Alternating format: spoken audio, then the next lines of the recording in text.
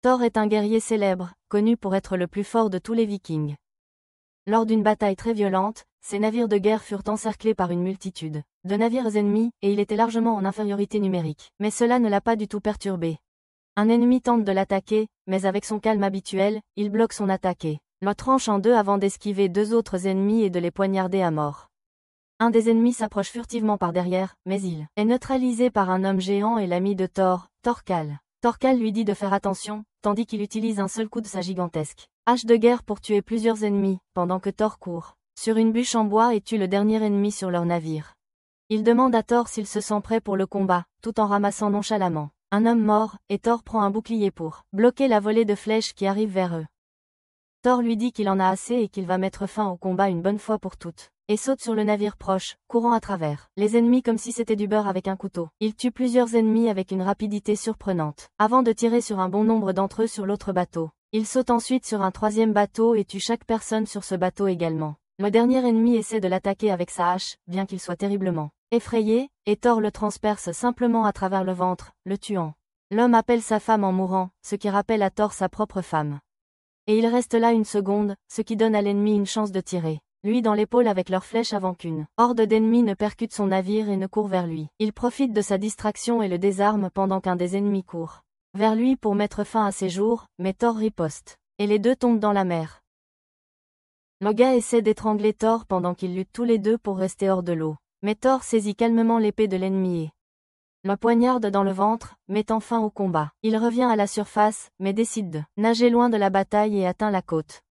En regardant la scène de combat, il ressent une nausée dans l'estomac en réalisant que il ne sait même pas pourquoi il tue ces hommes et décide de ne plus jamais revenir au combat, puis s'éloigne. Plusieurs années ont passé, et maintenant il vit en Islande dans un petit village avec sa famille, comprenant sa femme Helga, sa fille Ylva et son fils Thorfinn. Il travaille comme fermier maintenant et a pu échapper aux riches de son armée en prétendant qu'il est mort au combat.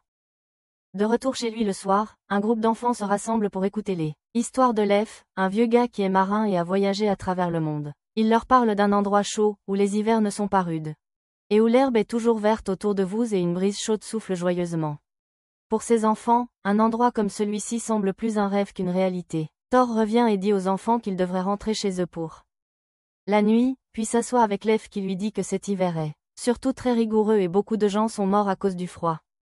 Il dit à Thor qu'ils devraient garder leur bétail sous contrôle car beaucoup d'entre eux vont mourir s'ils ne sont pas bien soignés. À ce moment-là, Ylva entre avec 2 moutons, affirmant que ce sont les seuls qui s'affaiblissent et qu'ils doivent s'en occuper. Et les garder au chaud sinon ils mourront. Thor la remercie et l'envoie se coucher, tandis qu'ils discutent des mesures de sécurité que le village devrait prendre pour se protéger pendant ces temps difficiles. Le lendemain matin, Ylva et Thor nettoient la neige du toit de leur cabane, tandis qu'elle se plaint de travailler autant et finit par tomber. Heureusement, elle est tombée sur un tas de neige, donc elle n'a rien eu, mais tout à coup, elle réalise qu'il y a quelqu'un enterré sous la neige. Elle creuse comme une folle et découvre un homme frêle et malade en haillons, qui a une chaîne cassée autour du cou. Il descend rapidement et prend l'homme dans ses bras avant de le ramener à l'intérieur et dit à sa femme de chauffer de l'eau, tandis que la fille lui apporte une couverture en fourrure épaisse pour le couvrir. Il allume rapidement le feu et commence à lui pratiquer un massage cardiaque, pendant que sa femme lave les pieds de l'homme avec de l'eau chaude. Ylva semble bouleversée, mais elle dit à son père qu'il ne sert à rien de faire tout ça, car l'esclave semble déjà mort, son corps étant tout froid, mais Thor persiste et finalement l'esclave commence à tousser alors que Thor crie à sa fille d'augmenter la chaleur du feu. Il demande rapidement à l'esclave son nom et lui demande d'où il vient, mais l'esclave, il est trop faible pour dire quoi que ce soit et se contente de bafouiller. Après un moment, l'esclave répond qu'il s'est enfui du foyer de Halfton, qui est le chef du village après la montagne, et immédiatement Ylva devient effrayé, disant à Thor qu'il devrait rendre l'esclave immédiatement, car le garder pour eux serait un crime. Thor, cependant, l'ignore complètement et lui demande pourquoi il s'est enfui. L'esclave montre les cicatrices sur sa poitrine et affirme qu'il a été torturé dans ce foyer et qu'il a décidé de s'enfuir, mais il avait nulle part où aller, il a donc trébuché près de sa maison. Il commence à perdre connaissance à nouveau pendant qu'un des villageois court dans la maison de Thor, et lui dit que Halfton est arrivé à leur quai avec un petit peloton et semble d'humeur à provoquer une bagarre. Il supplie Thor de venir immédiatement, alors Thor dit à l'esclave de rester éveillé, car s'il s'endort, il pourrait ne jamais se réveiller. Sur le quai, Leif bloque le chemin de Halfton, lui posant toutes sortes de questions, tout en leur montrant une chaîne cassée et répondant qu'un de ses esclaves s'est enfui, et est venu dans ce village uniquement pour prendre ce qui lui appartient. Un des jeunes vikings du village saisit son épée et leur dit qu'ils ne peuvent pas simplement débarquer dans leur village sans prévenir. Tandis qu'un des hommes du côté de Hafton reconnaît ce type car ils se sont battus une fois et il a perdu sa main lors de ce combat. L'homme s'avance et commence à l'insulter. Alors qu'ils se préparent tous les deux à se battre. Leif leur dit qu'ils ne peuvent pas se battre car c'est contre les règles, mais l'homme dit qu'il se fiche des règles. Cela met Hafton en colère, qui utilise sa chaîne pour désarmer l'homme, lui disant qu'ils doivent suivre les règles peu importe de quel côté il se trouve, et enroule sa chaîne autour de sa tête avant de la retirer brusquement, défigurant l'homme à vie. Cela fait terriblement peur à tout le monde, et il laisse passer Hafton alors qu'il entre dans la maison de Thor. Il dit à Thor que l'esclave dont il a la charge lui appartient et qu'il est là pour le reprendre. Gilder essaie de lui parler, en disant à Hafton qu'ils essayaient simplement de garder l'esclave en vie pour lui, mais Thor lui demande simplement « Combien a-t-il acheté l'esclave ?» Hafton répond qu'il a payé 2 moutons pour acheter l'esclave, et Thor lui répond simplement qu'il lui donnera 3 moutons. Hafton lui dit qu'il est heureux de recevoir cette offre, mais qu'il doit ramener l'esclave et le torturer devant les autres pour leur apprendre à ne pas refaire la même erreur qu'il a faite. Thor, cependant, se lève et lui montre à quel point il est grand et grand, même s'il est à peine 6 pieds, mais je suppose que les gens étaient plus petits à cette époque. Il dit à Hafton qu'il paiera 4 moutons pour l'homme, tous jeunes. Mais Hafton riposte en lui disant qu'il en veut 8. Thor ne réfléchit même pas un instant et accepte l'offre, achetant l'esclave. Hafton semble être content de l'échange et retourne à ses navires. Malheureusement, l'esclave meurt quelques heures plus tard, et le soir. Thor organise ses funérailles avec sa famille, tandis que sa fille l'appelle idiot d'avoir payé 8 moutons pour un esclave mort. Thor, cependant, ne semble pas être dérangé par cela et se contente de pleurer la pauvre âme avant de retourner à sa place. Le lendemain, alors que Thor essayait de réparer une casserole mais échouait misérablement, Thorfinn court vers lui, criant à propos d'un navire de guerre. Il lui demande ce qui se passe, et il répond qu'il vient de voir un énorme navire de guerre se diriger vers leur village et que Leif lui a demandé d'aller chercher Thor. Thor se dirige vers les docks, qui sont déjà remplis d'un tas de spectateurs, regardant un magnifique longship rempli de vikings disciplinés vêtus d'armures ornées avec de gigantesques boucliers. Leur chef, Floki, enlève son casque et s'incline devant Thor, l'appelant leur chef. Tout le village est choqué par cela, mais Thor semble indifférent et demande à Floki ce qu'il fait avec ce village. Floki répond qu'il aimerait parler à l'intérieur et lui et Thor entrent dans sa maison, pendant que les vikings entourent tout le village. Thor demande à Floki pourquoi il est venu ici le chercher, car cela fait 15 ans depuis la dernière fois qu'ils se sont vus. Floki répond qu'il y a quelques jours, le roi d'Angleterre a fait entrer un groupe d'hommes dans leur terre et pendant que tout le village prenait un bain, ils ont fini par les surprendre et ont tué chacun d'entre eux, y compris la belle-sœur du roi du Danemark. Cela a donné au roi une raison d'attaquer le peuple anglais et il se prépara une invasion à grande échelle et a demandé que tous des vikings doivent être rassemblés pour participer à la guerre. Il dit à Thor que, même si la peine de désertion est la mort, le roi est prêt à ignorer le fait qu'il a déserté l'armée et veut simplement qu'ils se battent pour eux. Thor, cependant, répond qu'il a quitté ce genre de vie et que ce village est à des milliers de kilomètres de tout conflit, de l'autre côté du monde. Floki, cependant, répond à Thor que le roi leur a ordonné de massacrer tout le village si Thor refuse de rejoindre la bataille. Et cela finit par le contraindre à accepter sa proposition. Il se rend au port pour voir le navire de guerre partir lorsque Floki annonce qu'ils partiront en guerre contre l'Angleterre et seront rejoints et dirigés par Thor, et tout homme du village est le bienvenu pour l'accompagner à la guerre s'il le souhaite. Après avoir dit cela, il retourne simplement à la mer tandis que tout le village se réjouit à l'idée d'une véritable guerre où ils peuvent gagner de l'or et de la gloire. Thor, cependant, ne semble pas enclin et retourne tristement chez lui. Leif retourne chez lui et lui parle, où Thor révèle que ces hommes. Je n'ai jamais vu de guerre auparavant, même de loin, et j'ai une idée très fausse de ce qu'est la guerre. Presque tous mouraient dans cette guerre, mais ils semblent tous tellement excités à ce sujet. Le lendemain, ils sortent le navire de guerre de leur village, le réparant pour partir en mer, pendant que Thorfinn joue avec les autres enfants en simulant une guerre dans laquelle il est un imbécile et frappe les gens trop fort, allant même jusqu'à casser un bras à un enfant. Le père de l'enfant l'emmène chez Thor, qui soigne sa main pendant que les autres enfants se plaignent que Thorfinn frappe toujours trop fort. Thor retourne chez lui et remarque que Thorfinn tient le poignard qui lui appartenait quand il était guerrier, puis le lui arrache en lui disant qu'il n'a pas d'ennemi et ne devrait pas se battre sans raison. Thorfinn, cependant, est en colère pour une raison inconnue et court dehors, tandis que Thor le regarde. Le lendemain, ils sont sur le point de partir et Thor a admis seulement 5 hommes pour l'accompagner au combat. Il se prépare sur le navire pendant qu'une pauvre femme court vers Leif, lui demandant s'ils vont s'en sortir. Leif lui dit la vérité, Thor n'emmène aucun d'entre eux au combat, et il ne prend que ses 5 hommes avec lui jusqu'en Norvège, où il les laissera, puis avancera seul au combat, car il ne veut pas risquer la vie de personne. Il n'emmène que 5 hommes parce que le bateau de Leif peut seulement en accueillir 5 de plus pour les ramener sur le continent. La fille voit partir son ami et s'enfuit, tandis que Thor regarde et crie pour Thorfinn, qui est introuvable. Il commence à se faire tard, alors il finit par demander à sa femme de s'occuper de Thorfinn, pendant qu'il monte sur son bateau et saisit une des plus grandes rames que j'ai jamais vues. Les 5 hommes sont tous regroupés d'un côté avec leurs rames, tandis que Thor est seul avec sa rame géante, et tout le monde est choqué de voir, quand il commence à ramer, qu'il est encore capable de produire bien plus de puissance que les 5 hommes réunis. Il rame au large, où ils peuvent enfin se reposer un peu. Car le vent souffle, alors Thor hisse le mât, tandis que les autres hommes sont allongés à l'avant, malades et épuisés, leurs mains leur faisant mal à force de ramer. Thor dit à l'un des gars de ne pas s'inquiéter car maintenant le vent les mènera où ils veulent, et ils ne peuvent même plus faire demi-tour maintenant. En entendant cela, Thorfinn sort d'un tonneau, choquant tout le monde, y compris son père, et court près du bord pour faire pipi. Thor le saisit et lui donne une fessée mémorable, mais finalement la nuit tombe et il finit par s'endormir sur ses genoux.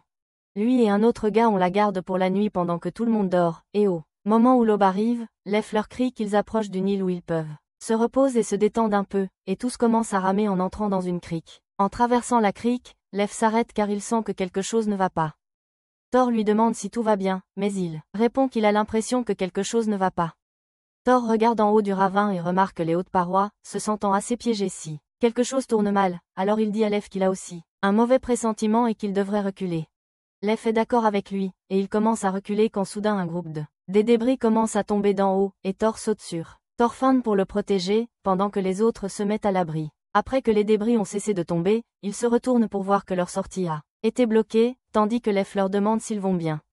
Heureusement, ils semblent tous s'être échappés sans blessure, mais Thor leur dit de se préparer car des ennemis approchent. 2 navires de guerre entrent soudain dans la baie devant eux, remplis d'une foule d'hommes. Alors que les gars sur les bateaux de Thor commencent à paniquer, faute d'expérience. L'un d'eux tire son épée, mais Thor lui dit de ne pas la sortir car il va s'en occuper et prend son épée, avant de donner à Thorfinn un petit poignard, lui disant de ne l'utiliser que lorsque c'est absolument nécessaire. Alors qu'ils s'approchent, Thor avance et saute sur leur bateau, choquant chacun d'entre eux.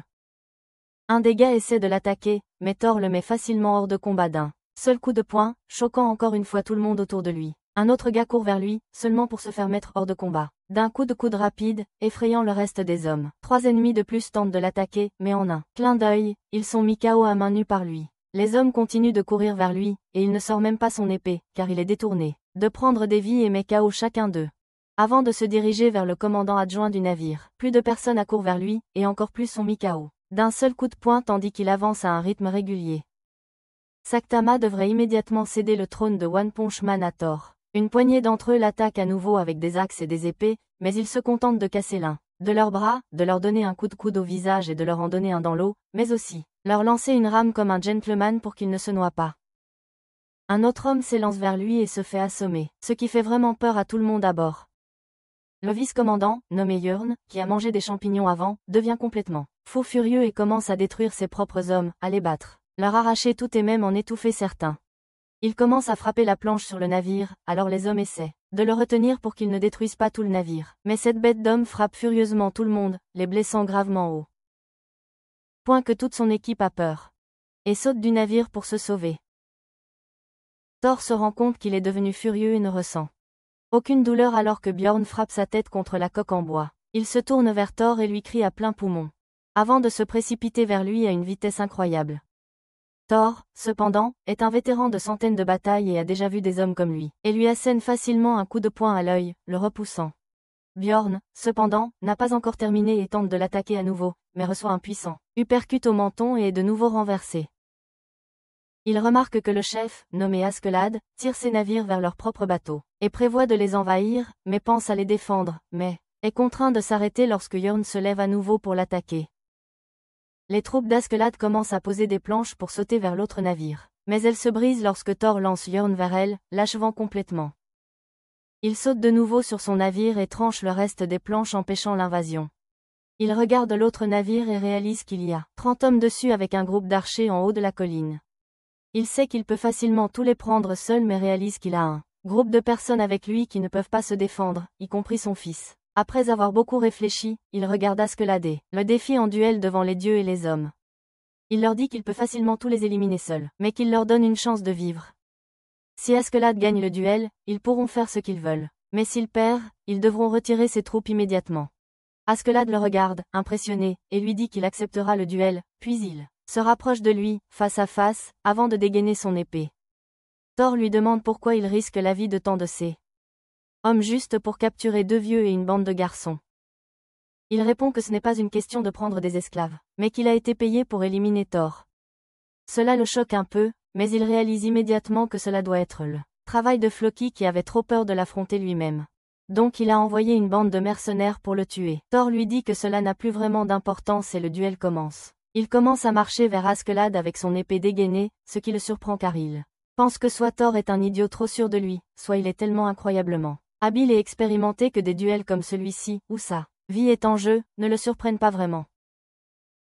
Cependant, Askeladd est un combattant très rusé et il coupe une des cordes à proximité, faisant tomber la voile devant lui, bloquant la vue de Thor.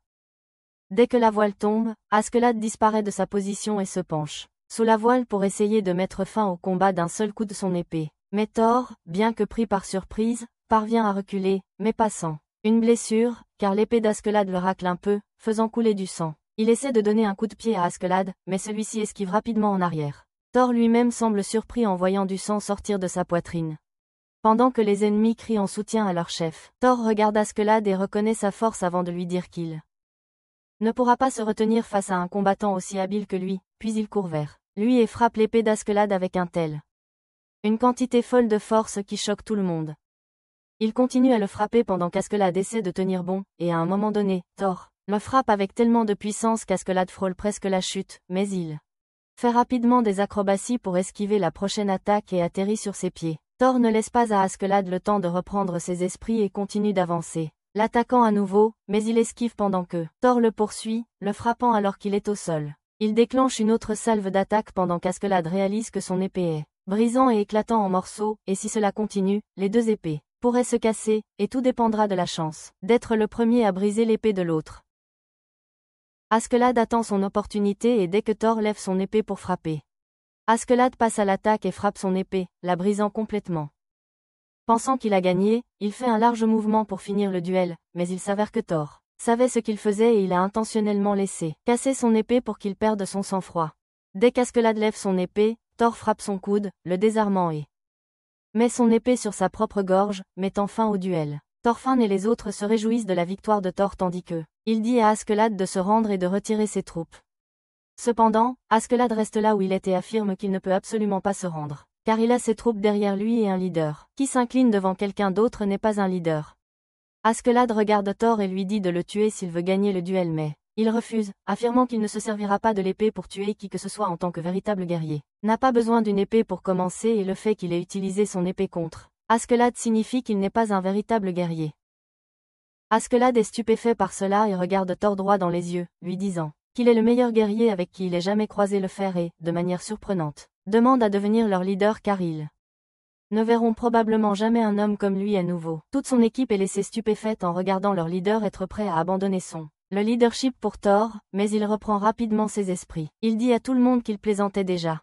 Pendant que Thor lui ordonne une fois de plus de reculer. Soudain, cependant, Björn se réveille à nouveau et saute sur leur sanglier avant de saisir Thorfinn et de mettre une épée à sa gorge. Tout le monde reste figé, complètement choqué par ce qui vient de se passer, tandis que Thor crie à Askeladd de les laisser partir comme promis. Il regarde Björn et met une épée à la gorge d'Askeladd, mais il n'y a aucun changement. Thor lui dit qu'il a fait une promesse, mais Askeladd répond qu'il a aussi fait une promesse de le tuer, et à ce moment-là, Thor réalise qu'il ne vaut pas la peine de risquer la vie de son fils et lui dit qu'il obtiendra ce dont il a besoin, mais qu'il devrait les laisser complètement tranquilles et retourner sur son propre chemin sans se retourner. Il le regarde avec surprise alors que Thor jette l'épée dans l'eau, puis ordonne à l'archer de lui tirer des flèches dessus. Thor se fait transpercer par des flèches, restant ferme, tandis que tous ceux qui l'entourent sont émerveillés par la force incroyable de cet homme. Il regarde vers Björn et lui dit de laisser Thorfinn partir, et même le berserker laisse partir le garçon par peur. Thorfinn court vers Thor en lui attrapant la tunique pendant qu'il pleure à chaudes larmes, mais Thor lui dit de prendre soin de lui et de sa famille avant de regarder les fées. Lui dire d'apporter sa tête au roi pour qu'il laisse leur village tranquille. Un des hommes du bateau de Thor court vers Askeladd avec son épée dégainée. Et l'attaque, mais Askeladd esquive facilement son coup avant de le frapper au visage. Et lui dire de rester en arrière car Thor a offert lui une nouvelle vie et il doit respecter ce sacrifice. Alors, Askeladd retire ses troupes pendant que les autres garçons montent sur le bateau de Leif pour repartir. Il prend le bateau sur lequel Thor était venu, car ils avaient besoin de plus d'hommes pour ramer. Thor, ramant avec la force de 5 hommes à lui seul. À sa surprise, cependant, il arrive sur le sturm et regarde en arrière vers ce bateau pour voir Thorfinn à bord, en pleine rage meurtrière, tenant une dague et criant des menaces, affirmant qu'il va leur vie s'il le faut. Son équipage lui dit qu'il s'est faufilé dans ce bateau pendant qu'il partait et demande s'ils doivent le jeter par-dessus bord, mais Askeladd, qui est également touché par là désintéressement de Thor, leur dit de laisser le gamin tranquille et retourne dormir. Cela fait quelques jours que Thorfinn est coincé sur l'autre bateau et il n'a plus d'eau potable ni de nourriture maintenant et il est à peine en vie alors qu'il essaie de siroter l'eau qui reste à bord mais il s'avère qu'elle est complètement salée et imbuvable. Il serait mort assez vite, mais le feu dans son cœur pour se venger le maintient en vie, heureusement qu'Askeladd et son équipage débarquent sur une île pour piller un peu. Thorfinn touche enfin le sol ferme et essaie de les suivre, mais il est si faible qu'il glisse, tombe en frappant un arbre et perd connaissance.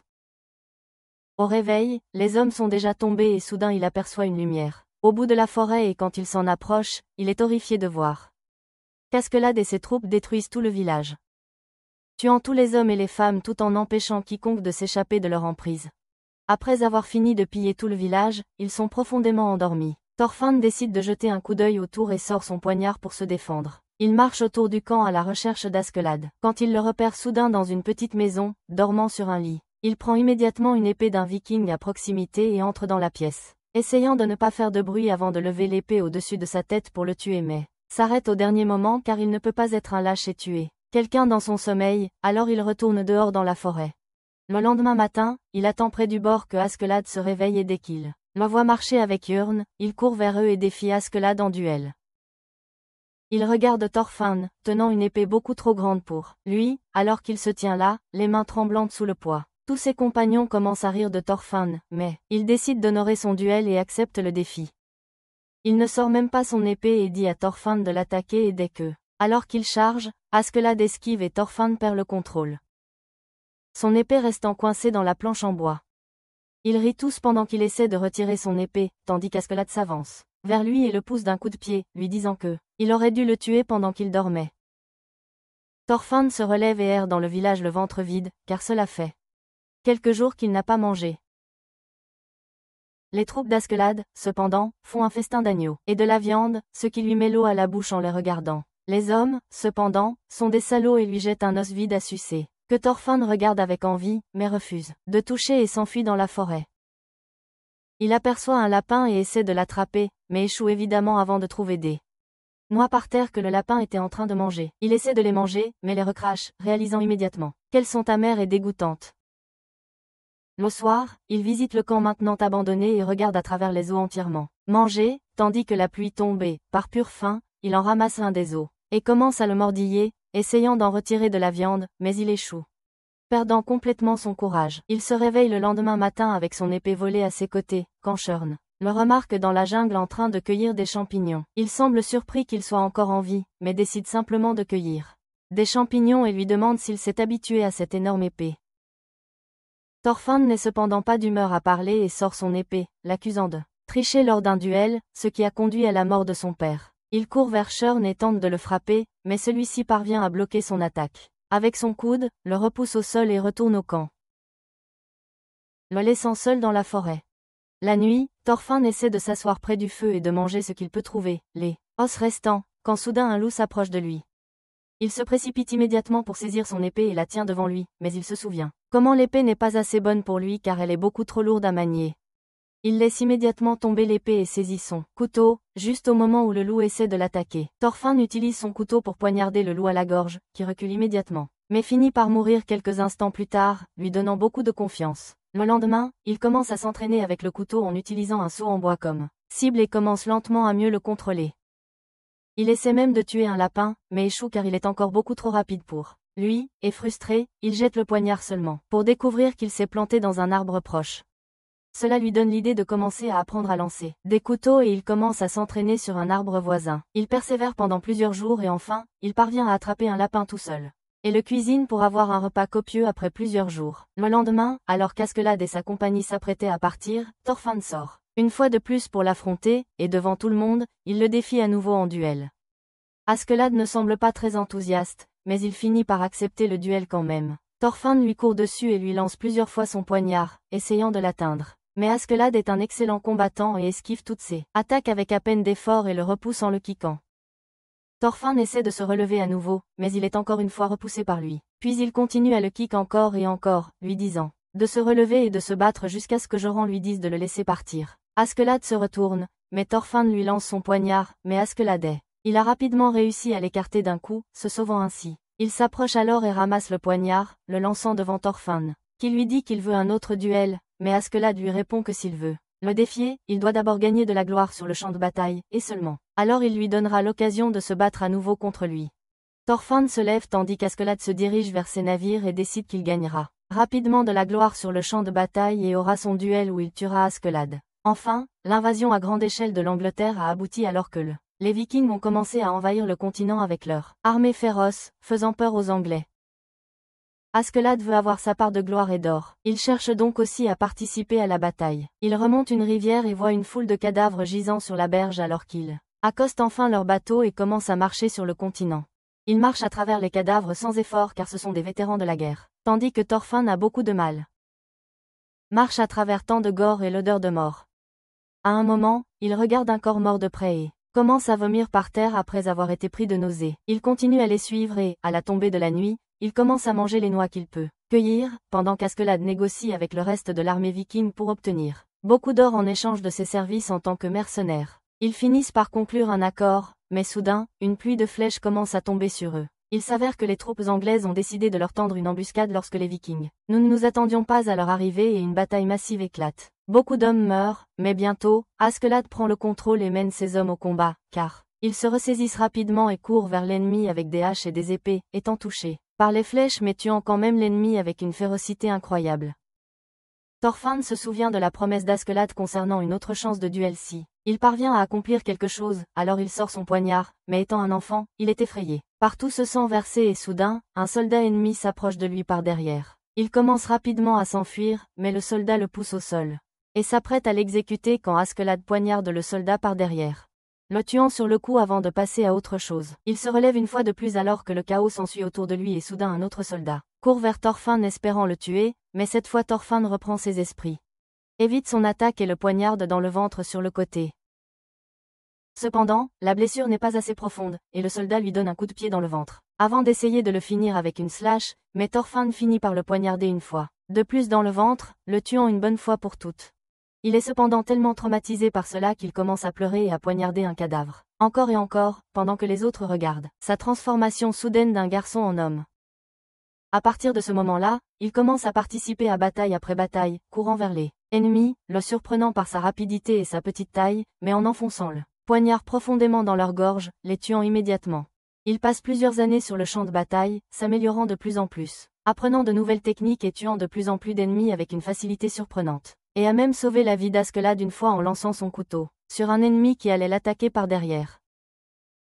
Thorfinn est maintenant un peu plus âgé et très expérimenté au combat, même face à d'autres hommes. Une fois, Askeladd lui demande de reconnaître les ennemis en infiltrant la zone au préalable.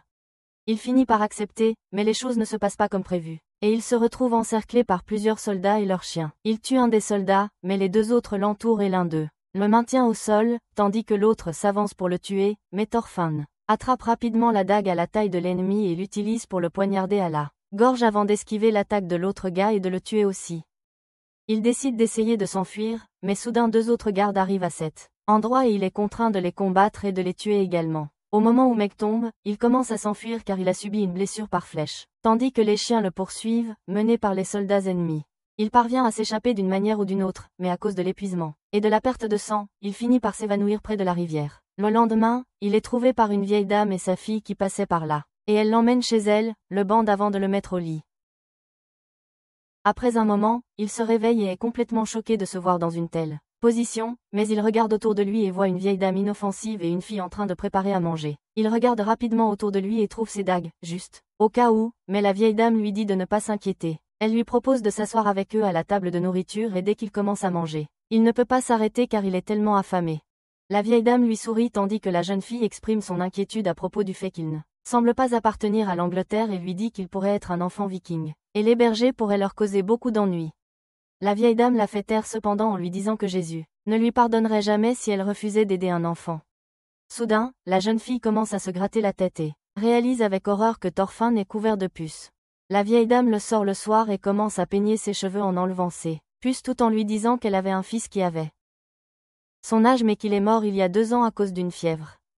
Soudain, un soldat anglais à cheval s'approche d'elle et lui demande si elle a vu un garçon au comportement suspect qui est en réalité un éclaireur pour les Vikings. Thorfinn se tend et saisit son poignard derrière lui, mais la vieille femme, malgré savoir qu'il cherchait Thorfinn, leur dit qu'elle n'a vu personne comme ça.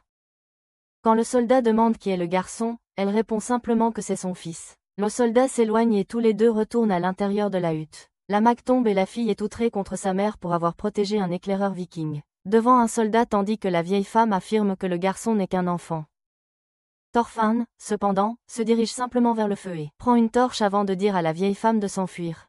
Sans dire un mot de plus, il court vers le rivage et allume un entier. La cabane en feu signale à Askeladd qu'il n'y a pas de soldats à proximité pour le moment.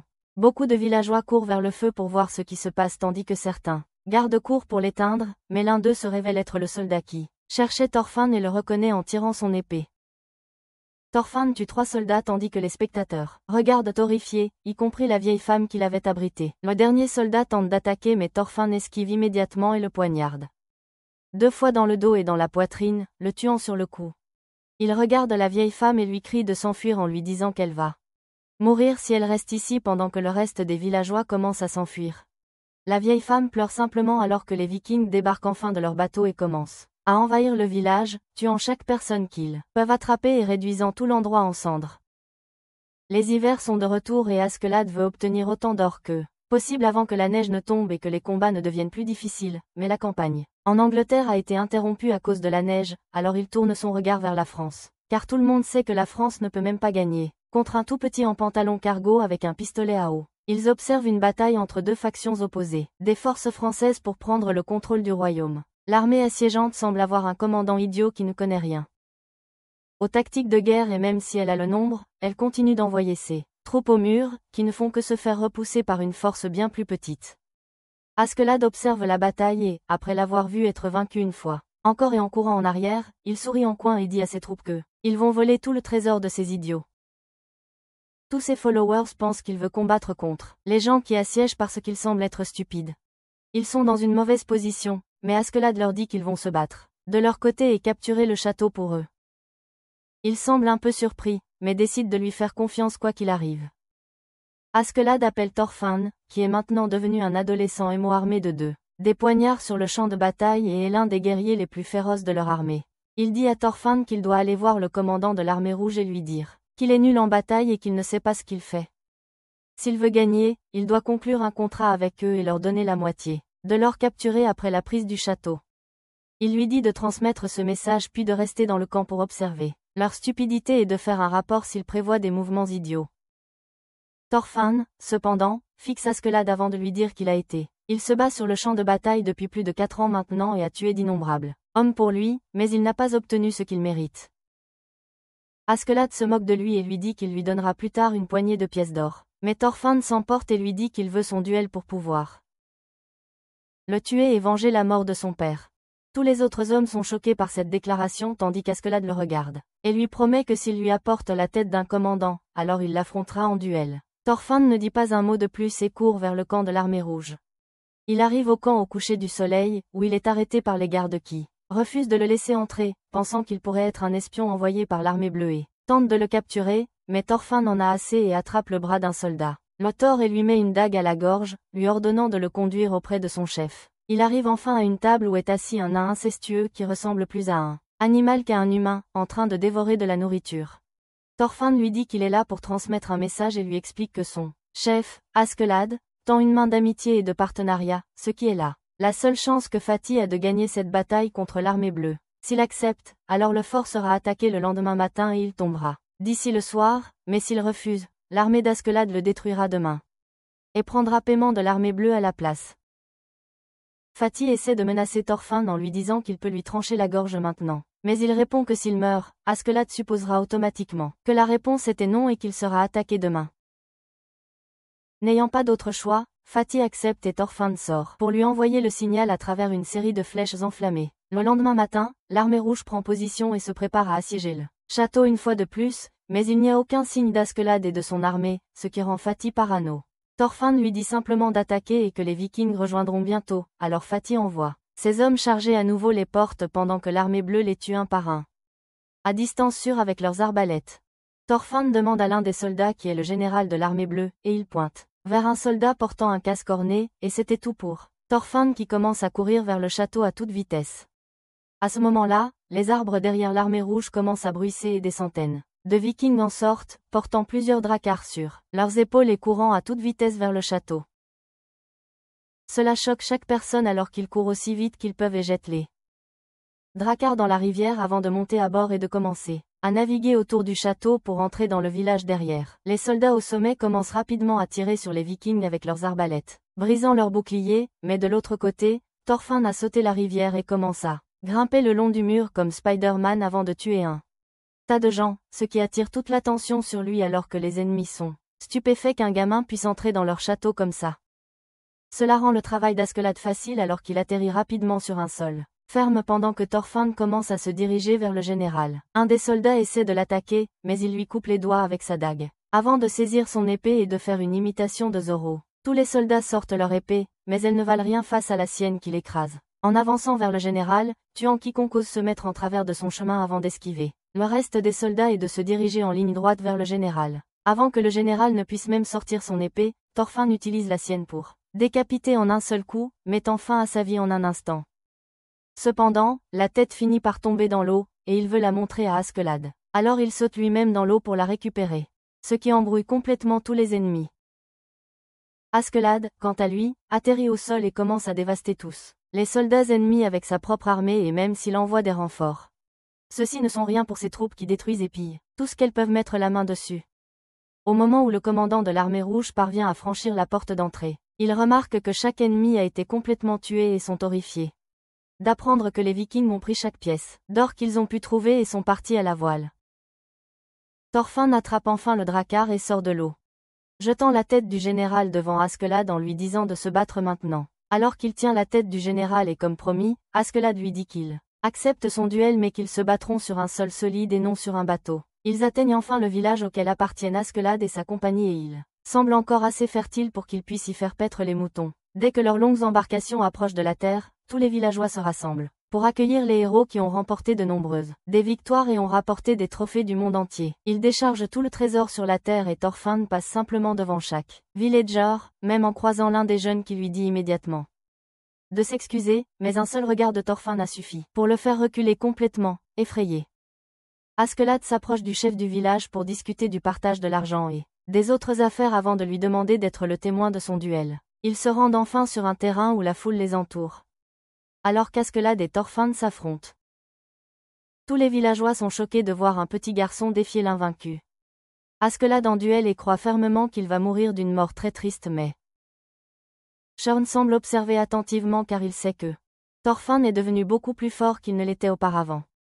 Le combat commence et Askelad essaie immédiatement de le distraire, en lui demandant quel âge il a en ce moment et si il a grandi, mais Thorfinn ne répond pas. Askelad recommence alors à parler de la façon dont il était très petit quand il suivait mais Thorfinn comprend ses tactiques cruelles et se jette immédiatement pour une attaque directe au cou, mais Askelad parvient à esquiver juste à temps pour se sauver. Thorfinn commence à le repousser avec des attaques implacables tandis qu'Askelad se contente d'esquiver et d'essayer de bloquer ses coups avant de réaliser qu'il pourrait avoir des problèmes si il ne contre-attaque pas, alors il essaie de porter une attaque massive et le repousse. Thorfinn, cependant, se lance dans une autre énorme attaque et bloque son épée avec l'un des ses dagues tout en visant l'autre dague vers ses doigts, mais Askelad est très intuitif et laisse immédiatement l'épée en l'air, ce qui le désarme.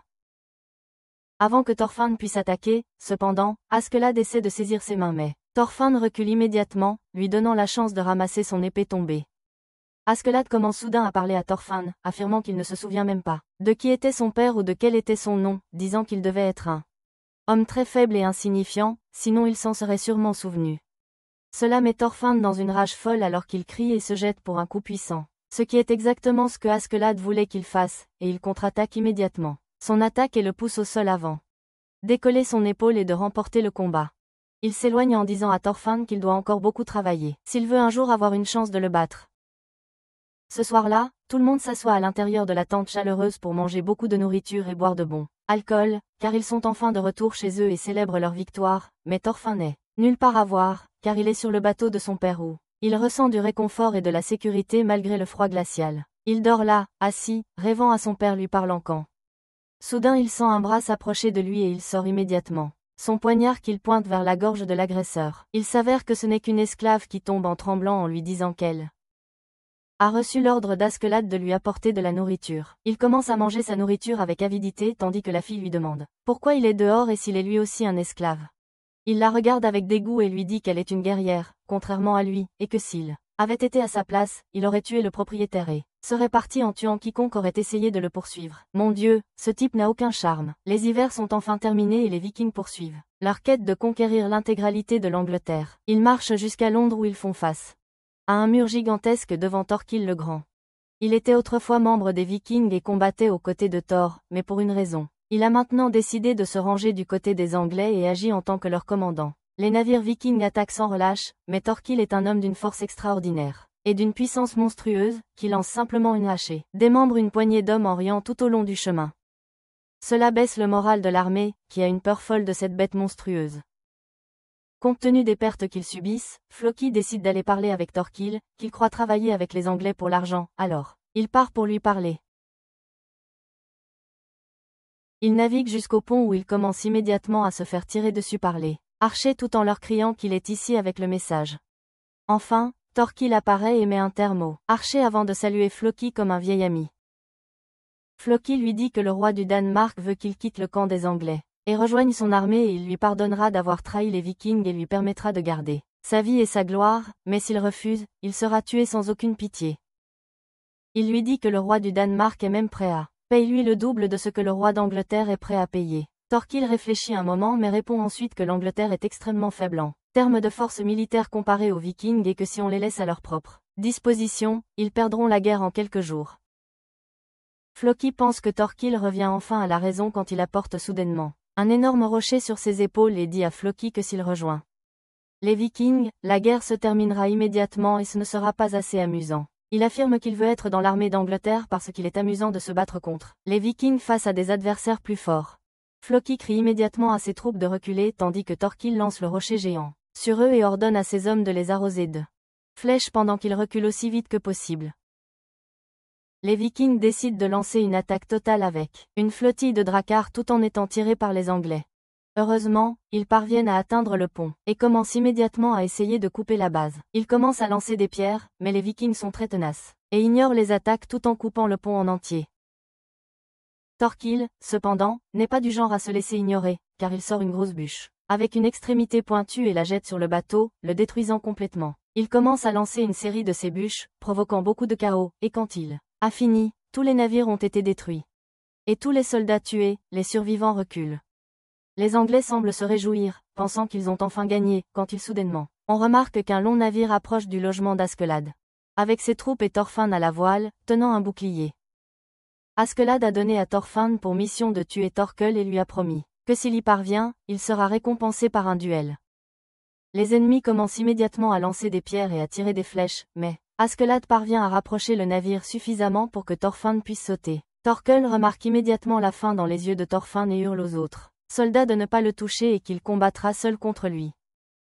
Thorfinn saute sur le pont alors que Thorkel tente un coup de circuit avec sa grosse bûche, mais Thorfinn évite le coup avant que Thorkel ne tente de le frapper à nouveau et encore, mais en raison de sa petite taille, Thorfinn parvient à l'éviter à chaque fois. Thorkel le regarde et sourit largement avant de jeter sa bûche dans l'eau et lui dire qu'il va l'affronter à main nue, en face à face. Cela surprend Thorfinn, mais il se lance quand même à l'attaque, seulement pour voir un coup de poing massif arriver vers lui à une vitesse incroyable, qu'il parvient d'une manière ou d'une autre à esquiver, réalisant que si il se fait toucher ne serait-ce qu'une fois par un tel coup, il mourra probablement à l'impact. Avant que Thorkel ne puisse reculer, Thorfinn parvient cependant à lui porter une entaille au poignet, mais à cause de ses muscles saillants, la coupure n'est pas assez profonde pour toucher une veine vitale. Thorkel devient encore plus heureux et bondit en avant avec une rafale de coups de poing tandis que Thorfinn parvient à peine à les esquiver avant de contre-attaquer, mais Thorkel recule et esquive.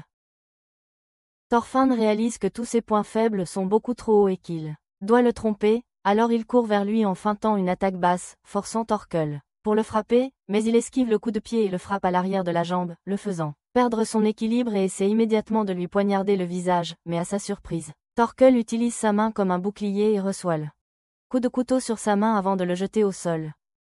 Il commence à le frapper encore et encore pendant qu'Askeladd le regarde d'en bas et décide qu'il va probablement mourir et se retire avec ses hommes. Thorkel s'arrête pour les voir se retirer et dit à Thorfinn qu'il semble être bloqué ici tandis qu'il reste immobile dans ses bras avant qu'il ne puisse réagir cependant. Thorfinn utilise son autre épée pour couper ses 2 derniers doigts et se libère en reculant contre le mur, gravement blessé. Thorkel est incroyablement impressionné par ce jeune garçon et lui demande qui était son père. Thorfinn répond qu'il est le fils de Thor, ce qui lui évoque immédiatement un souvenir, alors qu'il se remémore les innombrables batailles qu'il a menées aux côtés de son père, mais avant qu'il ne puisse dire quoi que ce soit. Thorfinn plonge dans l'eau et nage loin pendant que Thorkel lui crie de revenir un jour, pour qu'il puisse se battre à nouveau. Thorfinn nage sur une longue distance avant d'émerger de l'eau trouble avec une cheville foulée, une épaule disloquée et plusieurs côtes cassées. Il rejoint l'armée d'Askeladd en pensant à sa défaite écrasante alors qu'il décide de se retirer de leur position et d'attaquer ailleurs. Askeladd et son armée se reposent dans les villages en décidant de leur prochain plan d'action, pendant que le matin, en parlant avec Thorfinn, il remarque un cavalier passant près de leur camp. Il lui crie de s'arrêter et il s'avère qu'il appartient à l'armée du prince Canute, qui est le 2e dans l'ordre de succession au trône du Danemark. Apparemment, il avait été laissé là avec 4000 hommes pour capturer le pont de Londres, mais un jour, par ennui, Thorkel décida de sortir avec ses troupes et d'attaquer leur camp en plein jour. Il utilise une bûche en bois pour écraser quiconque se mettrait devant lui, même s'il n'avait que 400 hommes, et il réussit à tuer presque toutes les troupes avant de capturer le prince Canute. Il dit à Askeladd qu'il va demander de l'aide à l'armée principale afin qu'il puisse rassembler des hommes pour protéger le prince et lui demande également son aide. Askeladd sort son épée et sans hésiter, décapite le messager, choquant chaque personne autour de lui. Björn lui demande ce qu'il fait, il lui dit qu'ils vont libérer le prince. Eux-mêmes sans l'aide de personne, car peu importe qui veut récupérer le prince, ils seront prêts à payer un prix élevé, que ce soit le roi d'Angleterre ou le roi du Danemark. Sur cela, il rassemble ses troupes pour combattre le puissant Thorkel le Grand. Thorkel a capturé le prince et le transporte maintenant à travers la forêt pour trouver l'armée principale du roi du Danemark car pour une raison, il veut attirer son attention sur lui. En marchant à travers la forêt, cependant, il a soudain l'impression d'être observé par quelqu'un et arrête toute la caravane. Il donne une des lances et regarde autour de lui avant de la lancer vers la colline, tuant immédiatement un des hommes qui appartenait au prince Canute.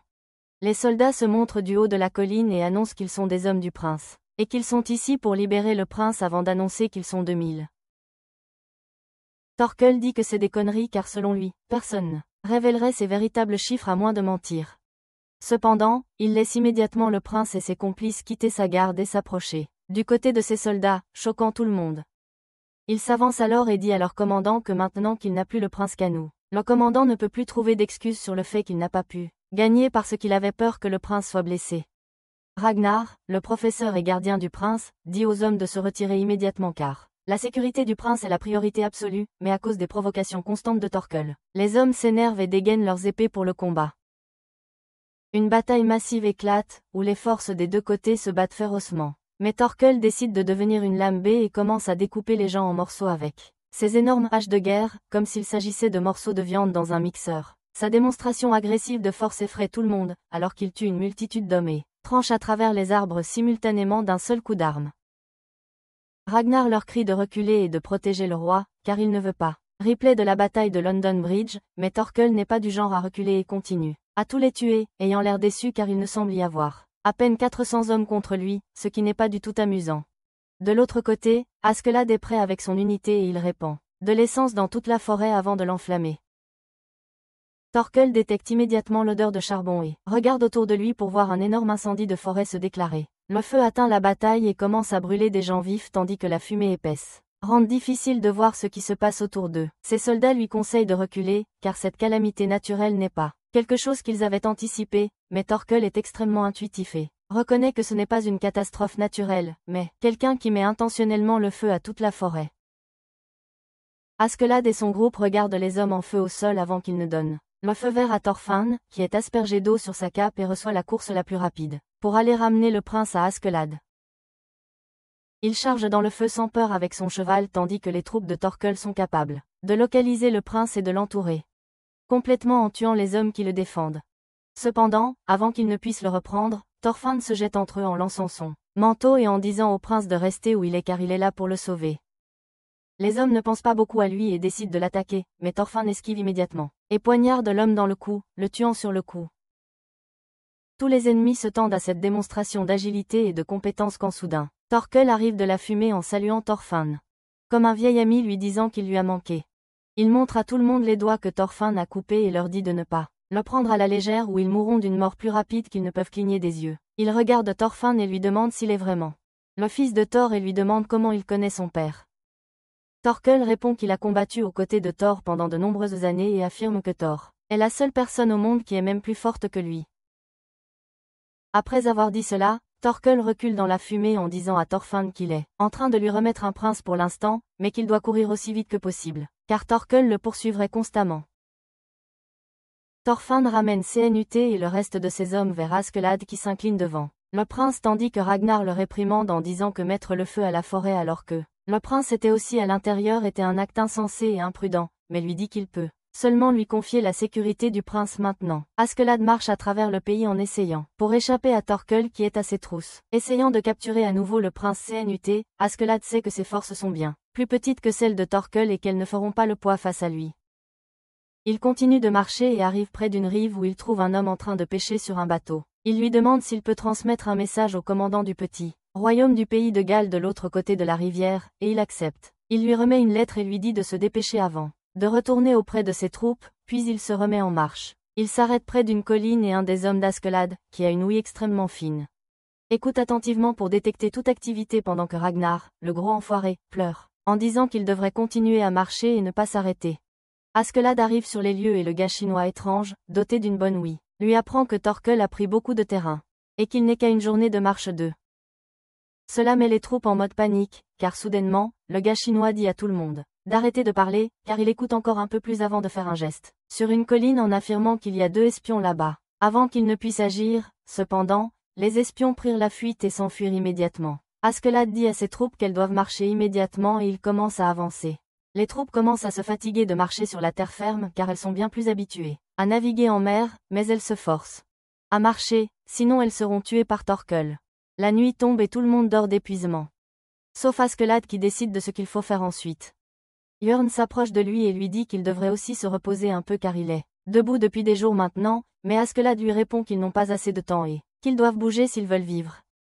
Il se lève une fois de plus et ordonne à ses troupes de reprendre la marche alors qu'ils se réveillent, en grognant et recommencent leur marche à travers la pluie et la boue, devenant tellement fatigués qu'ils dorment dès qu'ils en ont l'occasion, et après un moment, certains commencent même à s'endormir en marchant. Ragnar commence à s'inquiéter et demande à Askeladd quel est son plan, mais celui-ci lui répond se taise en arrivant dans une clairière avec une structure en pierre, au centre où se tiennent 2 hommes encapuchonnés. Askeladd s'avance vers eux et s'agenouille, les remerciant d'être venus à leur secours, avant qu'un gigantesque navire de guerre n'émerge du brouillard épais.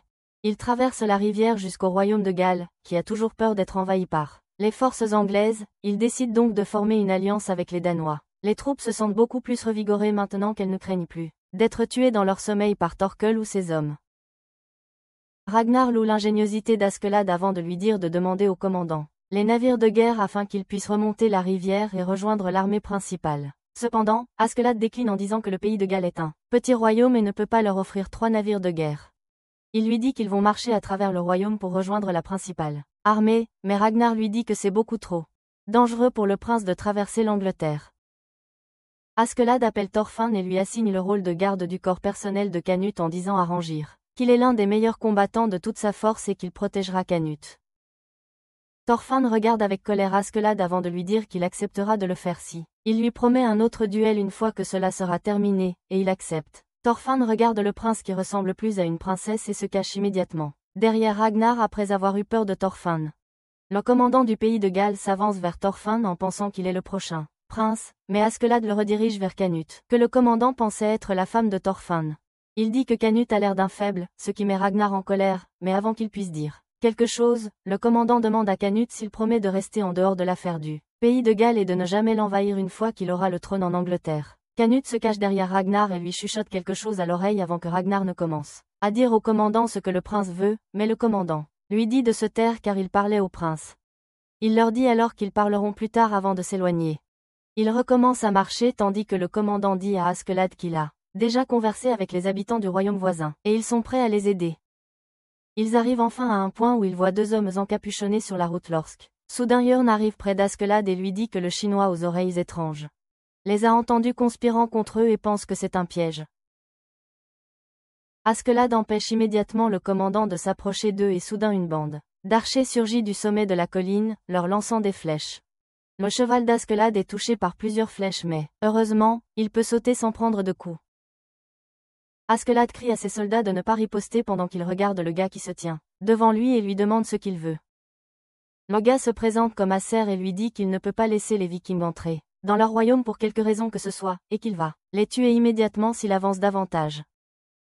Les soldats d'Askeladd semblent sur le qui-vive, mais Jörn leur dit que tout cela n'est qu'une mise en scène, car s'il voulait vraiment les tuer, il l'aurait fait immédiatement. Le premier essai plutôt que de viser les chevaux. Selon lui, ils le font seulement pour montrer leur force et essayer d'obtenir une meilleure offre lors de cette négociation. Acer leur crie qu'il va tous les capturer, puis utiliser la princesse Canute comme otage et bouclier pour entrer en négociation avec le roi du Danemark. En entendant cela, Askeladd amène la princesse au front, qui ressemble à un poisson hors de l'eau, debout là, bizarrement, ne sachant pas quoi faire. Askeladd lui dit de menacer Acer et de leur dire qu'il va leur manger le cul, mais la princesse finit par se cacher derrière Radnor et malgré combien de fois Askeladd essaie, il ne bouge pas.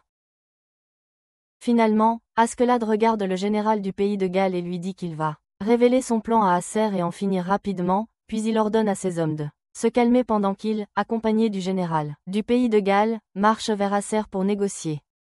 Acer dit à ses hommes de reculer car il n'a pas peur des Danois, mais dès que personne n'est à proximité, il s'excuse pour cette démonstration et dit à Askeladd qu'il ne peut pas qu'il soit perçu comme faible, car cela affecte le moral des hommes.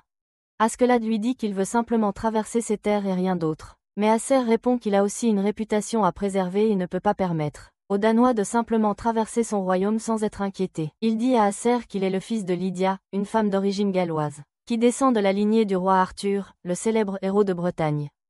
Il lui dit qu'il y a plus de 60 ans, le seigneur danois a envahi le pays de Galles et l'a finalement pillé. Il prit sa mère comme l'une de ses concubinées. Askeladd naquit et fut élevé comme son fils bâtard. Acer est choqué et ne sait que dire, car il croyait que la lignée du grand roi héros Arthur s'était éteinte avec Lydia. Cependant, il lui demande une sorte de confirmation et le général du pays de Galles témoigne en affirmant qu'il y a un demi-siècle, quand Askeladd était encore un garçon, il ramena une Lydia très fragile et mourante au pays de Galles pour qu'elle puisse être enterrée auprès de ses ancêtres.